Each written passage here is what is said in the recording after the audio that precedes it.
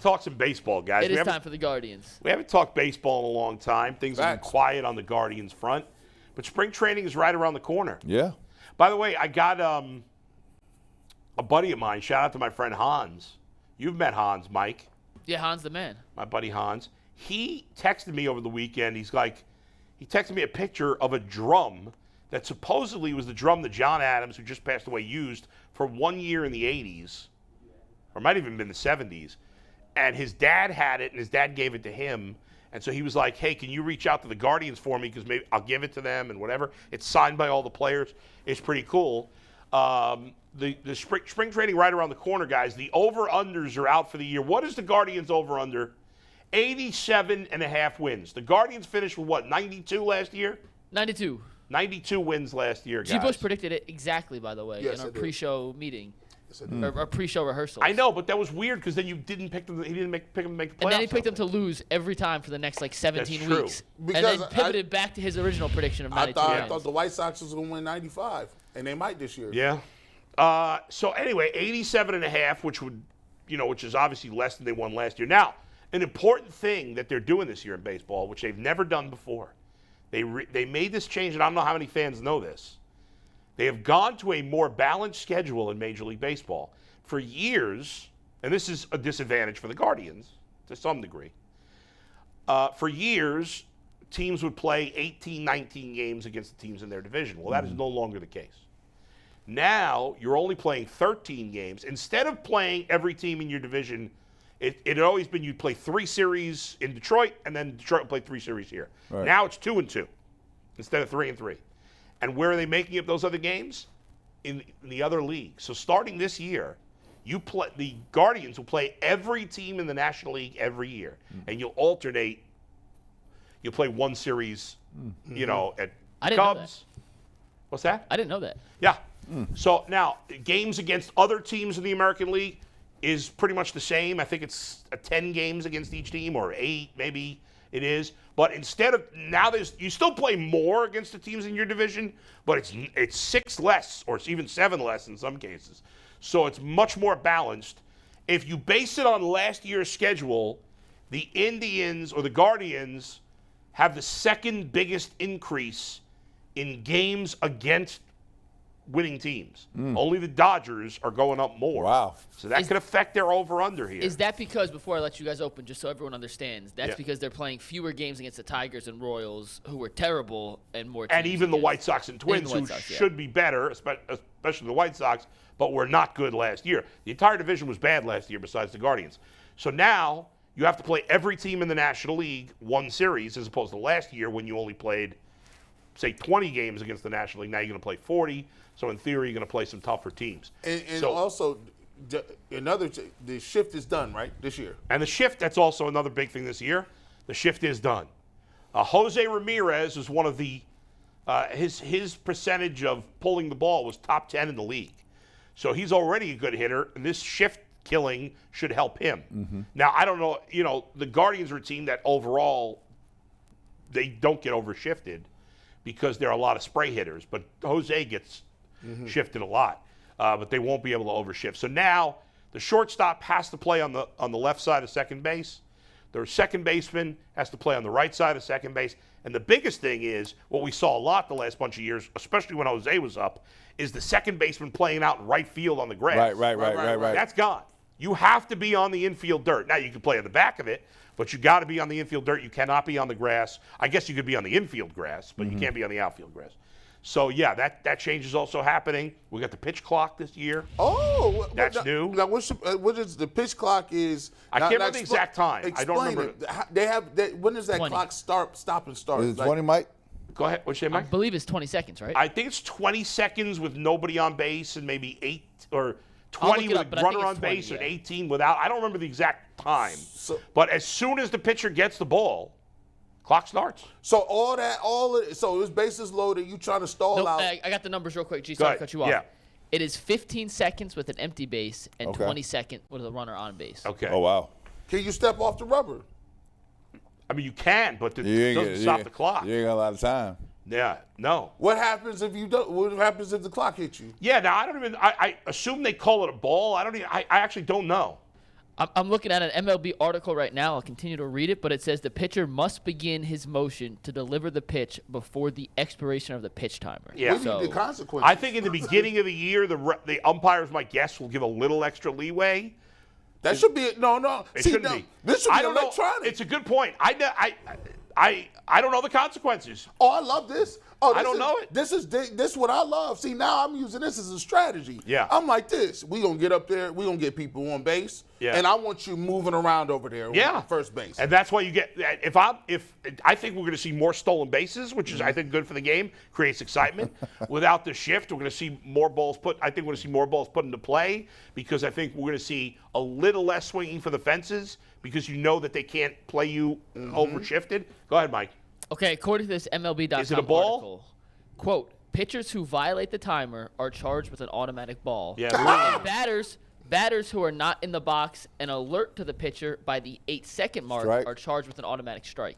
Oh, Ooh, listen. wow. Listen. Y'all been trying to thank you, Major League Baseball. This is what you've been. Listen, We for need the to pick up fringe. the pace here. Now I'm They put the using shot this. clock in the game. Hey, we gonna find out how good of a pitcher you are. It's hard as heck to be up there with bases loaded, and you Yeah. over there like you can't be waving off every fourth pitch by No. the catcher. Yeah, you can't stand there for till 40 somebody's seconds. arm get worn out. Yeah, They start complaining about their Yeah, arms. the Guardians do have an advantage because they're a young team, and these rules have been in the minors for a couple of years. Have they? Yeah. Yeah, they've been in the minors. Same So- as the bigger bases, which is also That's true. coming. Bigger bases is another thing they're doing, which will also lead to steals because it's technically going to be a little less than 90 feet between bases. Yeah, this now. I'm watching. And it this. gives you a little more room to hit the base, not step on the guy's foot or whatever. I don't know. I like all these rules. I think baseball does a lot of stupid things, but I like all these rules. I Wow. think they're good. Wow. But what do you guys how are you feeling right now? Knowing the schedule, do you think, knowing the team, obviously they got better, but not head and shoulders better. Yeah, Mike. I want to add one more thing. This MLB article is phenomenal. I want to say Yeah. it to you. And curious how Brad and G, as former athletes, you guys take. Two things. Rockies reliever Brent Sutter, Sutter, Brent Sutter. Sutter, I'm not sure. Yeah. Had the fastest time between pitches last season, 12.6 seconds. They asked him, what's the biggest key in preparation to pitching fast as opposed to taking your time? He goes, physical conditioning. So it's going to take a different toll on the pitchers. And then Shane Bieber, so this is for Guardians, had a 14.6 time between pitches, which was the 10th fastest in baseball. So the Guardians ace should not have any issues adapting to this increase in play, which I do think could have an effect on some pitchers. Yeah, So- I mean, it's good. I hate it when I'm watching a game and the pitcher's like taking forever to throw the ball. It's boring.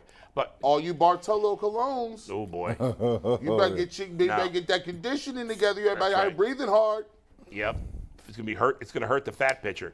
All right, guys. So what are we saying? Over, under 87.5 wins for the Guardians this year. What you got, G?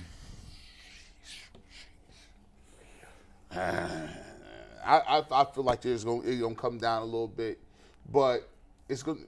I got him. What did I had him 92 last year? I think they win 90 games this year.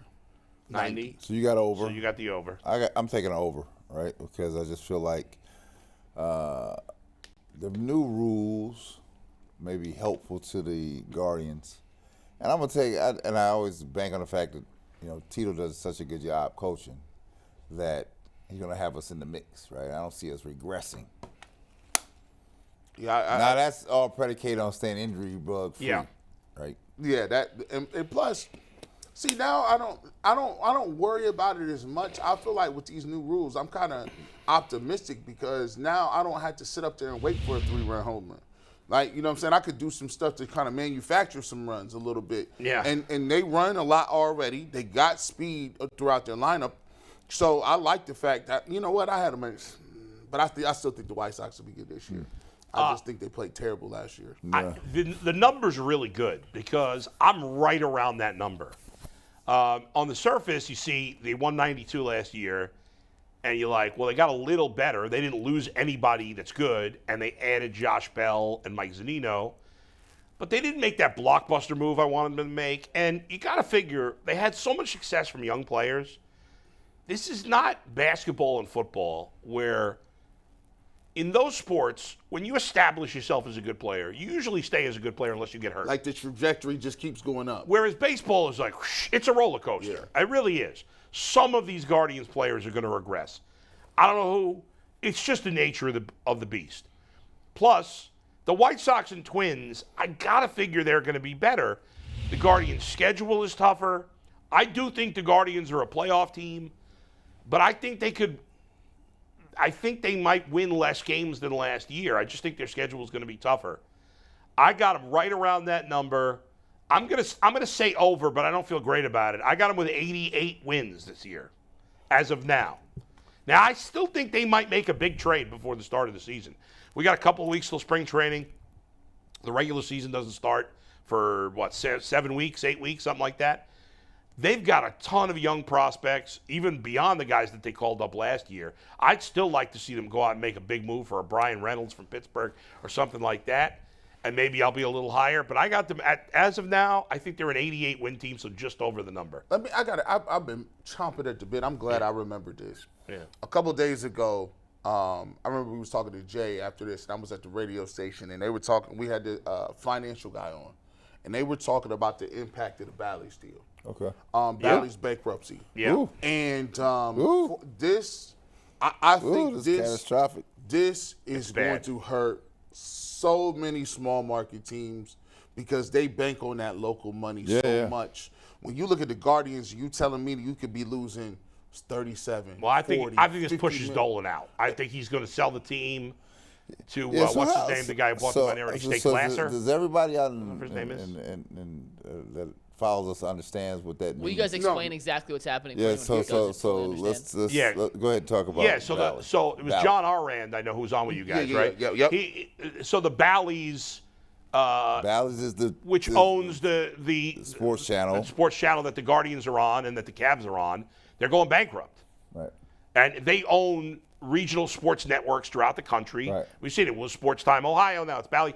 And they're going bankrupt because the business, when they got in, they thought it was going to be more lucrative. It hasn't been. Mm-hmm. And so, it's a business thing. They're going bankrupt. And so there's money that they owe to the Guardians that the Guardians. I thought it was $50 million. I thought it was about $50 million that they owed the Guardians. And the way bankruptcy works is like, okay, there's a lot of creditors that are in line to get money. So, the judge may say, look, hey, everybody got to get some, or this creditor is going to get more than others. But what we expect is pennies on a dollar. It's not going to be, you're not going to get that money. And when you talk about, the Dolans and what their business model is, they've always had to, move things around. But when you take one of their biggest main money makers away, which is those local rights, you're in trouble. Now, listen, I've never believed that these teams don't have enough money to spend more than they can. I never believe it. Mm-hmm. But this is an excuse for them to spend less. I would think the Dolans would get out of this now. Yeah. What is the name of the guy who bought the minority stake? Is it David Glasser? Is that his name? Can you look Blitzer. that up, Mike? The guy who bought the minority stake. Blitzer. David Blitzer. Blitzer, not Glasser. Blitzer. So eventually he was going to buy the team anyway. So maybe he has more money than Dolan, I assume. So in the long run, maybe that's $50 million. That's a lot. That's a lot of money here. And they already had a bad TV deal to begin with compared to a lot of other teams. And it wasn't like they was getting LA money or New York money. They was getting, and that was one of the things that they said is, at least we got the TV money, and then they got, obviously they split revenue on some other things, right? So on the national deal, right? On some money in terms of internet sales and stuff like that. What would this mean to the fan? I mean, it could mean potentially that there's less money for payroll. Now, that's not going to matter right now. How about viewing the games? Well, I think for viewing the games, it doesn't change for now. But MLB has this whole thing screwed up. You can't watch the Guardians games on the app because it's blacked out. I don't know. You can't get Bally's on anything but DirecTV or maybe cable. You can't get it on YouTube. You can't get it on all these other things. Spectrum, you can. You can get it on Spectrum. I know I can get it on the only reason I keep DirecTV is to watch the Guardians and Cavs. That's it. That's the only reason I keep it. I want to cancel, but I have no choice. For so long, people didn't even know how to get it. I know. It was just like it's crazy. It was just crazy. And my thing is, and I asked him, what's his name, Arand? I asked him. I said, the correlation of, I always wonder, Bull, why the heck are these guys able to spend that amount of money when I look at the stands in April, in May, in June, and these guys are hitting home runs in the stands, and there ain't nobody out there, including concession workers. Yeah. And I'm like, you got 500 what? I don't understand the correlation to that. We talk about basketball all the time where we got to keep these dudes playing because people will be pissed off. Like, I came to see Steph. He ain't playing. You know football. I'm not even going to mention football. Put him over there. But how is baseball sustaining that level of spending when for years attendance has been down in every major market? Well, no, it's not down in every major market, but it's down. It's not good here. The big markets. It's down across the league, though. Like, if you looked at a league average on attendance 10 is down. years ago, it is down league-wide. But I think only since COVID, right? I'll double-check, but I thought it was down. I don't know, man. The top 15 markets have really good attendance. But a lot of it's TV money. And even here, the Guardians get great TV ratings. Yeah, huge. Comparatively, they're one of the best TV baseball markets in America. Yeah, if it's on TV. And obviously, a lot of people love listening to Tom Hamilton on the radio. Yeah. He does a great broadcast of the game. But people don't go to the games. I mean, this Bally's deal is deep. It's Yeah. Because it cuts across multiple platforms here. Yeah. And there's some serious money that is up in the air. Yeah. And people have banked that money on building their franchises. Right. And how they're going to pay And that's certainly going to people. affect the payroll next year. Yeah. This year is already set, but That's like we all come to work, right? And then they just be like, yeah, so Tegna or WKYC be like, listen, we're going through a little problems right now. We still going to put the Ultimate Cleveland Sports Show on TV, but we're not going to pay you. yeah, right. Yeah. Nah, bro. Yeah. What you mean? Like, and for an owner, $50 million ain't light cakes. That ain't light cakes. That's especially when you put it into, you baking it in the fact that I got to take this free agent and I might want to do this in my purse Right, strings. and especially when the Guardians already use their TV deal and attendance as an excuse for why their payroll is ridiculously low. This is, you assume, going to be a factor. We'll see, as these things go forward. All right, Mikey. So I looked at the numbers. I got two numbers to throw at you. Yeah. According to Forbes, Yeah. this was done in the middle of last season, I guess towards the end, in September.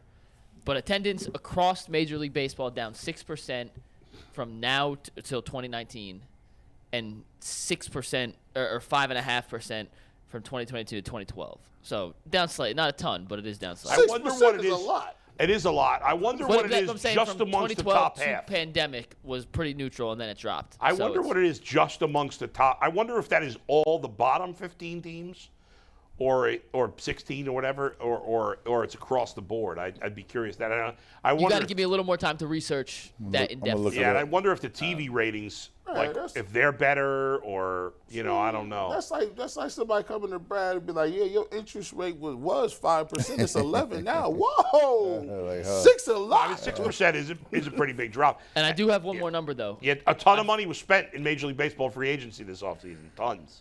I found a website, baseballsavant.mlb.com. Are you guys familiar with that? Yeah. All the advanced analytics. So I looked up every Guardians pitcher to see their average pitch time. All the starters on the low end, they work very fast. All the relievers, very slow. Clase, Karinchak, De Los Santos, Trevor Stefan, they're four slowest working pitchers. So it'll be interesting to see. The starters may not have a big of an adjustment. They naturally work fast. The relievers, I think it maybe have more an impact on. Yeah, the relievers tend to starters. work slower, which is funny because relievers work from the stretch, whereas starters wind up more, which takes, in theory, a little longer. But in theory, relievers come in when there's dire straits. Right, that's true. There's 2-3 people on base. That's true. Number 3 hitter up, you over there More like, hold pressure up. situation. Well, they split this into with runners on base and bases empty. Okay. So even with both of those, the reliever, I mean, like for example, Clase took 23 seconds between pitches with the bases empty. Oh, He he took in trouble. 29 seconds between pitches with runners on base. What about Karinchak? Karinchak was the only one slower. Also 23 seconds with the bases empty, and then 29.5 seconds. I mean, because he does all those antics as he gets ready to throw. You're gonna have to get used to it. Trust me, it's gonna be. I can't wait to see people lose a game. Oh, they're gonna lose their minds. I can't wait till somebody lose a game on that pitch count. Oh my God! If Clase might be the most intimidating guy in baseball from a pitching standpoint. He throws 102. He's yoked out of his mind. He's a big dude. Yeah. If they call a ball on him, he's the last dude I want to see pissed off on the mound. He might throw 107-mile-an-hour fastball. Yeah. He better get over it. He can't be walking around that mound. They're gonna have to get used to it. These guys got, they'll have spring training to adjust to it. We got to get a Guardians pitcher on. Someone who's worked with this throughout the system. We'll send Curtis an email. To see if we can get someone on, but someone who worked with the pitch clock in the minors to see how it affects. You could be corny too. You could be doing cheers in the dugout. That's a ball. Now here's the thing. There's an etiquette. You can't laugh at me if the pitch clock go off on me. It's gonna happen to you. Because it's gonna happen. We want a pitcher, not a belly. Are we gonna see the